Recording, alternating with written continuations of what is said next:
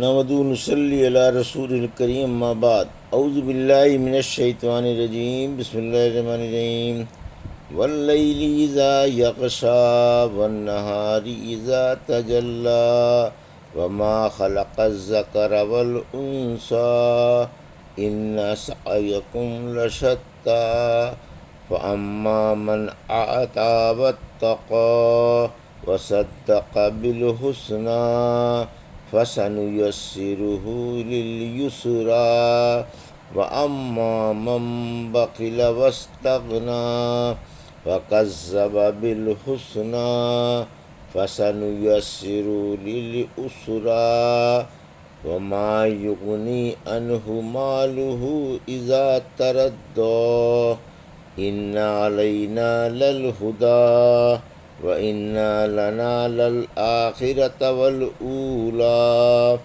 فَأَنذَرْتُكُمْ نَارًا تَلَظَّىٰ لَا يَصْلَاهَا إِلَّا الْأَشْقَى الَّذِي كَذَّبَ وَتَوَلَّىٰ وَسَيُجَنَّبُهَا الْأَتْقَى الَّذِي يُؤْتِي مَالَهُ يَتَزَكَّىٰ وَمَا لِأَحَدٍ عِندَهُ مِن نِّعْمَةٍ تُجْزَىٰ إِلَّا ابْتِغَاءَ وَجْهِ رَبِّهِ الْأَعْلَىٰ وَلَسَوْفَ يَرْضَىٰ۔ ابھی آپ نے سورہ لیل کی آیت 1 سے 21 کی تلاوت سماعت فرمائی۔ بترتیب مصحف یہ 92ویں اور بترتیب نزول 9ویں سورہ ہے اور مکی ہے۔ اس میں 21 آیتیں اور 1 رکوع ہے۔ پیش ہے ان آیتوں کا ترجمہ اور تفسیر ابن کثیر سے۔ واللیل اذا یغشی آیت 1، والنہار اذا تجلی آیت 2، وما خلق الذکر والانثی آیت 3، ان سعیکم لشتی آیت 4، فاما من اعطی واتقی آیت 5، وصدق بالحسنی آیت 6، فسنیسرہ للیسری آیت 7، واما من بخل واستغنی آیت 8، وکذب بالحسنی آیت 9، فسنیسرہ للعسری آیت 10، وما یغنی عنہ مالہ اذا تردی آیت 11۔ ترجمہ۔ میں اللہ کے نام سے شروع کرتا ہوں جو بڑا ہی مہربان و شفیق ہے۔ رات کی قسم جب وہ چھا جائے اور دن کی قسم جب وہ روشن ہو جائے، اور اس کی قسم جس نے نر و مادہ پیدا کیے۔ تمہاری کوششیں مختلف ہیں، تو جو دیتا رہا اور ڈرتا رہا اور نیکی کی تصدیق کرتا رہا، ہم اس کے لیے راستہ آسان کر دیں گے۔ لیکن جو روکتا رہا اور بے پرواہ رہا اور نیکی کو جھٹلاتا رہا، ہم اس کے لیے تنگ راہ آسان کر دیں گے، اور جب وہ گڑھے میں گرے گا تو اس کا مال اس کے کام نہیں آئے گا۔ یہ تھا ترجمہ سورہ لیل کی آیت 1 سے 11 کا۔ تفسیر۔ آیت 1 یعنی رات کی قسم جب وہ چھائے اور سناٹا ہو جائے۔ آیت 2 یعنی دن کی قسم جب وہ روشنی کے ساتھ آ جائے۔ آیت 3 یعنی نر و مادہ کے خالق کی قسم۔ سورہ نبا کی آیت 8 میں فرمایا یعنی ہم نے تمہیں جوڑا جوڑا پیدا کیا۔ سورہ زاریات کی آیت 49 میں ہم نے ہر چیز کا جوڑا بنایا۔ آیت 4 نیک و بد ہر طرح کے لوگ ہیں، تمہارے عمل متضاد ہیں، کوئی اچھے عمل کر رہا ہے اور کوئی برے، کوئی اللہ کو راضی کر رہا ہے اور کوئی ناراض، اور کوئی جنتی ہے اور کوئی جہنمی۔ آیت 5 جنت کی راہ کس پر آسان ہے اور کس پر مشکل، یعنی جو نیکیوں پر مال خرچ کرتا رہا، گناہوں سے بچتا رہا، جزائے اعمال پر یقین لے آیا اور توحید کا قائل ہو گیا، یا جس نے اللہ کی نعمتوں کی تصدیق کی، نماز روزے کا پابند رہا اور زکوٰۃ و فطرہ دیتا رہا۔ رحمت عالم صلی اللہ علیہ وسلم سے حسنہ کے بارے میں پوچھا گیا، فرمایا اس سے مراد جنت ہے۔ آیت 7۔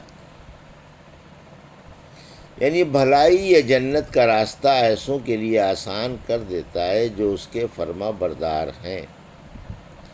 آیت 8۔ یعنی نیکیوں پر خرچ نہیں کیا اور رب سے بے نیازی کا اظہار کیا۔ آیت 9۔ قیامت و جزا کا منکر رہا۔ آیت 10۔ سورہ انعام کی آیت 110 میں فرمایا، ہم ان کے دل اور آنکھیں پلٹ دیں گے جیسے یہ پہلی بار ایمان نہیں لائے تھے۔ تقدیر کا بیان۔ معلوم ہوتا ہے کہ طالب خیر کو خیر کی اور طالب شر کو شر کی توفیق مل جاتی ہے، اور ہر طلب تقدیر کی رہین منت ہے۔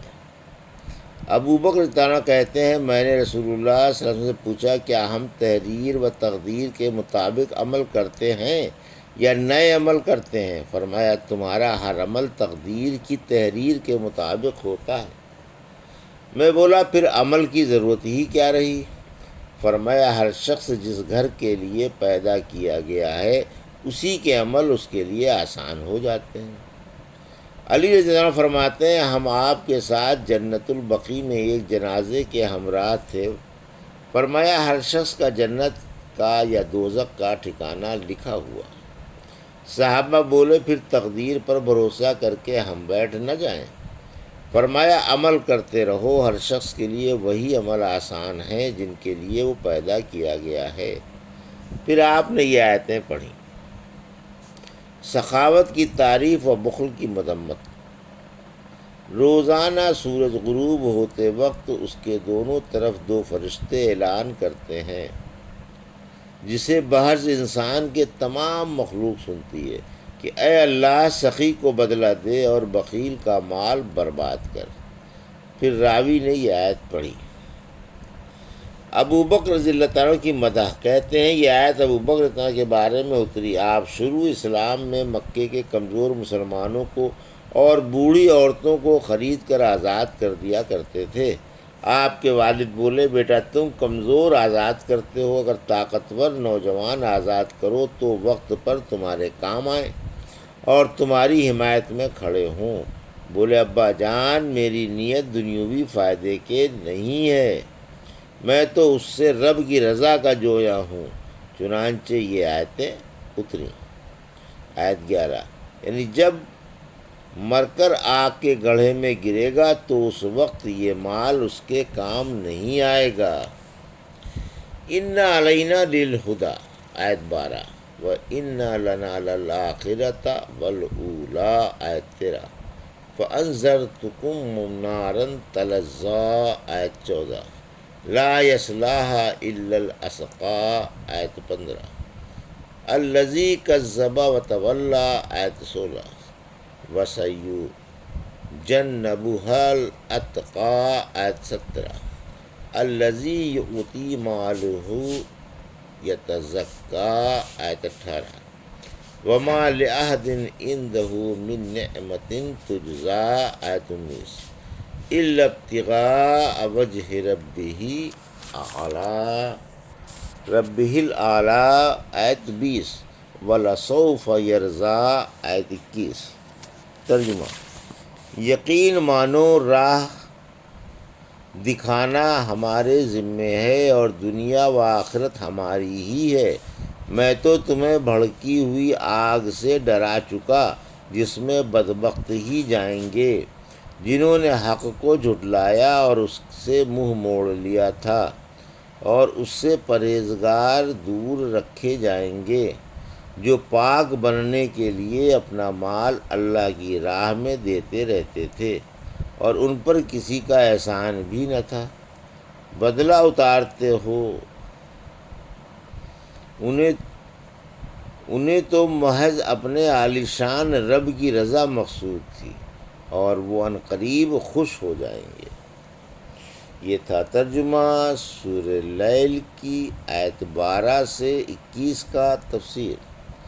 آئین شرح کا اظہار اللہ کے ذمے ہے، یعنی حلال و حرام کا ظاہر کر دینا ہمارے ذمے ہے، یا جو ہدایت کی راہ اختیار کر لے گا وہ ضرور ہم تک پہنچ جائے گا۔ جہنم کا ادنا عذاب، آیت 14۔ نعمان بن بشیر کہتے ہیں خطبے میں نے رسول اللہ صلی اللہ علیہ وسلم سنا، فرما رہے تھے میں نے تمہیں آگ سے چوکنا کر دیا ہے۔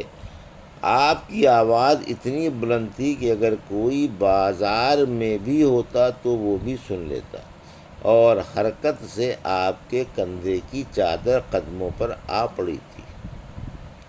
قیامت کے دن جسے سب سے ہلکا عذاب ہوگا، اس کے تلووں کے نیچے 2 انگارے رکھ دیے جائیں گے جن سے اس کا دماغ کھولے گا۔ اس کے آگ کے 2 جوتے یا 2 تسمے ہوں گے جن سے ہانڈی کی طرح اس کا دماغ کھدبدائے گا۔ اس کے خیال میں اس سے زیادہ کسی پر عذاب نہ ہوگا، حالانکہ یہ سب سے ہلکا عذاب ہوگا۔ شقی کون ہے؟ آیت 15۔ یعنی جہنم میں انتہائی بدبخت ہی جھونکا جائے گا جسے چاروں طرف سے آگ گھیر لے گی۔ آیت 16۔ یعنی جس کے نہ دل میں ایمان تھا، نہ اعضاء سے اطاعت کرتا تھا، اور نہ اللہ سے ڈر کر گناہ چھوڑتا تھا۔ رحمت عالم صلی اللہ علیہ وسلم سے پوچھا گیا شقی کون ہے؟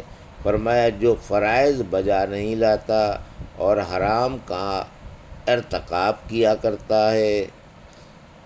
قیامت کے دن میرا ہر امتی جنت میں جائے گا بحرز اس کے جو جانے سے انکار کر دے۔ پوچھا گیا جنت میں جانے سے کون انکار کر سکتا ہے؟ فرمایا میری اطاعت کرنے والا جنت میں جائے گا، اور میری نافرمانی کرنے والا جنت میں جانے سے انکار کرتا ہے۔ آیت 17۔ جو وفادار پرہیزگار نیکوکار اطاعت شعار اور صاف ستھرا ہوگا اسے جہنم سے دور کر دیا جائے گا۔ آیت 18۔ سعید کون ہے؟